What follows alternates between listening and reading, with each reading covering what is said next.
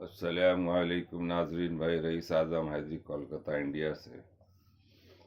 آج سے تقریباً 1450 سال قبل، جب دنیا کفر و ضلالت، جہالت و سفاہت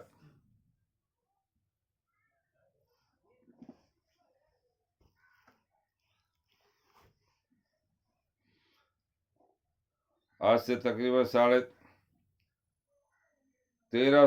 قبل، جب دنیا کفر و ضلالت، جہالت و صفاحت کی تاریکیوں میں گھری تھی، بطحا کی سنگلاخ پہاڑیوں سے رشد و ہدایت کا ماہتاب نمودار ہوا، اور مشرق و مغرب، شمال و جنوب، غرض دنیا کا ہر گوشہ کو اپنے نور سے منور کیا، اور 23 سال کے قلیل عرصہ میں بنی نوع انسانی کو اس معراج ترقی پر پہنچا کے تاریخ اسلام اس کی نظیر پیش کرنے سے قاصر ہے، اور رشد و ہدایت، صلاح و فلاح کی وہ مشل مسلمانوں کے ہاتھ میں دی، جس کی روشنی میں ہمیشہ شاہراہ ترقی پر گامزن رہے، اور صدیوں سے اس شان و شوکت سے دنیا پر حکومت کی ہر مخالف قوت کو ٹکرا کر پاس ہونا پڑا۔ ایک حقیقت ہے جو ناقابل انکار ہے، لیکن پھر بھی ایک پارینہ داستان ہے جس کا بار بار دہرانا تسلی بخش ہے اور مفید، جبکہ موجودہ مشاہدات اور واقعات خود ہماری ساتھ زندگی اور ہمارے اسلاف کے کارناموں پر بدنما داغ لگا رہے ہیں۔ مسلمانوں کی 1300 سالہ زندگی کو جب تاریخ کے اوراق میں دیکھا جاتا ہے تو معلوم ہوتا ہے کہ ہم عزت و عظمت، شان و شوکت، دبدبا و حشمت کے تنہا مالک اور اجارہ دار ہیں، لیکن جب ان اوراق سے نظر ہٹا کر موجودہ حالات کا مشاہدہ کیا جاتا ہے تو ہم انتہائی ذلت و خواری، افلاس و ناداری میں مبتلا نظر آتے ہیں۔ نہ زور قوت ہے، نہ زر دولت ہے، نہ شان و شوکت ہے، نہ باہمی اخوت و الفت ہے، نہ عادات اچھی، نہ اخلاق اچھے، نہ اعمال اچھے، نہ کردار اچھے۔ ہر برائی میں ہم موجود اور ہر بلائی سے کوس و دور۔ اغیار ہماری ذوب حالی پر خوش ہے، اور برملا ہماری کمزوری کو اچھالا جاتا ہے اور ہمارا مضاحکہ اڑایا جاتا ہے۔ اسی پر بس نہیں، بلکہ خود ہمارے جگر گوشے نئی تہذیب کے دلدادہ نوجوان اسلام کے مقدس اصولوں کا مذاق اڑاتے، بات پر تنقیدی نظر ڈالتے، اور شریعت مقدسہ کو ناقابل عمل، لغو اور بیکار گردانتے۔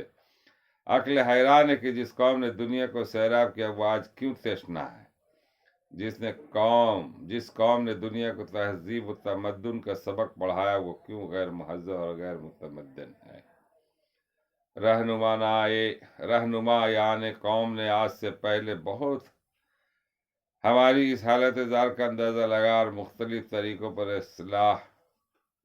ہماری اصلاح کے لیے جد و جہد کی، مگر مرض بڑھتا گیا جو دوا کی۔ آج جبکہ حالات بد سے بدتر ہو چکے اور آنے والا زمانہ سابق سے زیادہ پرخطر اور تاریک نظر آ رہا ہے،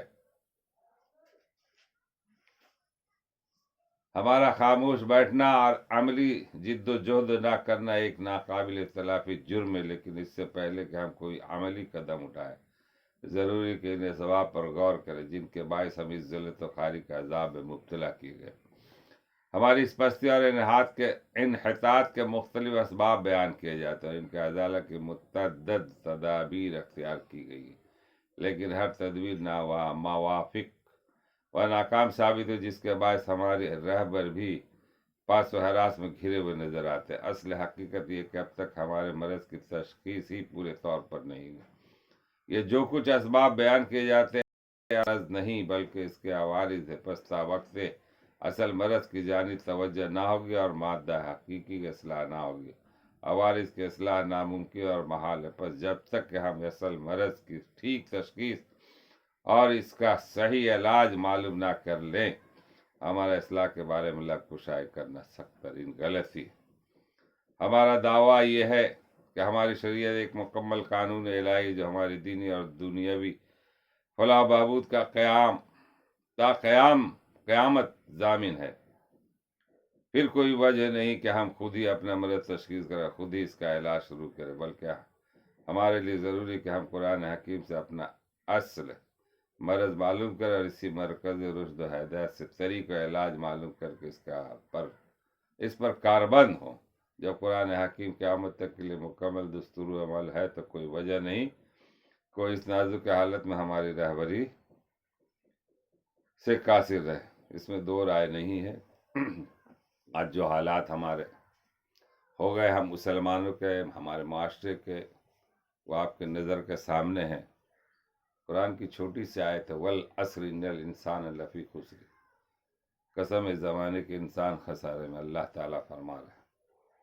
اگر اس روشنی میں دیکھیں تو کہاں میں ہے.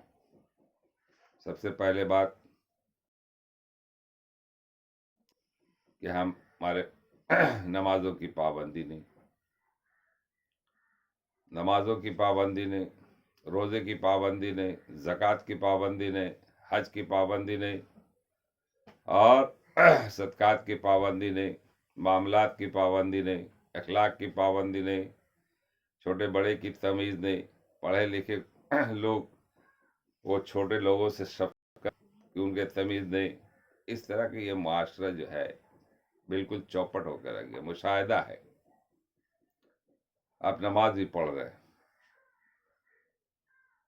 تو نماز پڑھ لینا صرف اسلام نہیں ہے. اسلام کے 5 ارکان ہیں، 5 رکن ہیں، مگر اس کے علاوہ بھی ہے تربیت، اخلاق، معاملات، یہ سب ضروری ہے. آج ہم مسلمانوں کے اندر ساری برائیاں آ گئی. شراب نوشی ہم، جوا میں ہم، جھوٹ میں مبتلا ہم، حسد جلن میں ہم، غلط سلط میں ہم، اور اس میں جاہل سے لے کے پڑھے لکھوں تک کا یہ حال ہے. تو اس کی وجہ کیا ہے؟ ایک جاہل پاکٹ مار رہا ہے، چوری کر رہا ہے، اس کو پکڑ کے لوگ مارتے ہیں. ایک پڑھا لکھا آدمی وہ رشوت لے رہا ہے، ڈیوٹی چور ہے، رہبری کے نام پہ رہزنی کر رہا ہے. تو یہ کیا ہے؟ آپ ہیں بہت بڑے پڑھے لکھے، بڑے آفیسر ہیں، ایک عالم مولانا حافظ قاری، آپ عالم بھی ہیں، فاضل بھی ہیں، مگر لوگوں کو گمراہ کر رہے ہیں. علماء سو علماء حق دو ہے. اب وہ دین کے راستے کو بتا نہیں رہے. اپنے پیٹ بھرنے کے لیے خوب موٹے تکڑے ہو رہے ہیں، اب دین کیا بتا رہا ہے اس بات کو نہیں سمجھا رہا ہے. اور ہمارے جاہل قسم کے لوگ جن کو قرآن کا مطالعہ نہیں، حدیث کا مطالعہ نہیں، ان کے پیچھے چل رہے. مولانا صاحب نے یہ بات بول دیا. مشاہدے کی بات ہے. مشاہدے میں جب ناسک میں تھا، ایک شراب کی دکان میں ایک مولانا صبح کی نماز پڑھ کے بیٹھا ہوا تھا. ہم نے لوگوں سے پوچھا یہ مولانا شراب کی دکان میں بیٹھے ہوئے ہیں؟ بولے وہی دکان کھلوائے. بولے ارے کیوں؟ بولے ارے بھائی پیسہ آپ کا محنت کر رہے، شراب تھوڑی آپ بنا رہے ہیں، بیچنے کا کام ہے. اس قسم کے مولوی، اس قسم کا ملا کٹ ملا، یہ ایک مثال دیا ہوں. تو اپنے جو ہے نا مفاد کے لیے کیا کیا نہیں کر رہے. تو بہت ضروری ہے سمجھنا ہے. دین میں داخل ہو جائے پورے طور پر، اس کا نام ہے اسلام. ہر معاملات میں آپ صحیح اتریے، تب جا کر آج دنیا انگلی اٹھا لے مجھ پر، مسلمانوں پر. ارے بھائی آپ اللہ کا ہو جائے تو اللہ آپ کا ہو جائے گا، اور اللہ کس طرح حفاظت کرے گا وہ آپ کو معلوم نہیں ہے. اپنے فرشتوں کے ذریعے حفاظت کرے گا. تاریخ ہے نا اللہ کیسے بچا رہا ہے لوگوں کو. حضرت ابراہیم علیہ السلام کو آگ میں پھینک دیا گیا تو اللہ تعالیٰ بچایا نا. حضرت موسیٰ علیہ السلام دریا نیل کے پاس پہنچ گیا، پیچھے لشکر ہے، کس نے بچایا؟